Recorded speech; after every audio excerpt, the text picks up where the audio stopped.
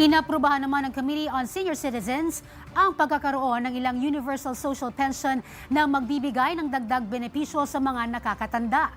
Pagkakaroon ng Universal Social Pension at pagpapalawak ng pagkakataong makapagtrabaho at madagdagan ng benepisyo ng mga senior citizen ang pangunahing tinalakay ng komite. Iminungkahi ng ilang mga kongresista na iakyat sa 1,500 pesos ang matatanggap na buwan ng pensyon para sa senior citizens. Pero ayon kay Committee Chairperson Milagros Magsaysay, mas praktikal kung ito ay gagawin munang 1,000 pesos. Bagay na sinuportahan ng United Senior Citizens Welfare Association of the Philippines Incorporated National President na si Angelito Prajides.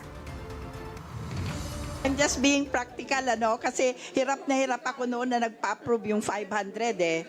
Ang kanila pong kagustuhan ay ma-aproban na ang Universal Social Pension as it is. Para po ma-aproban na maging batas. Pagkat sa aming paniniwala po, if there is that law, madali na pong i-amend kung may existing law na.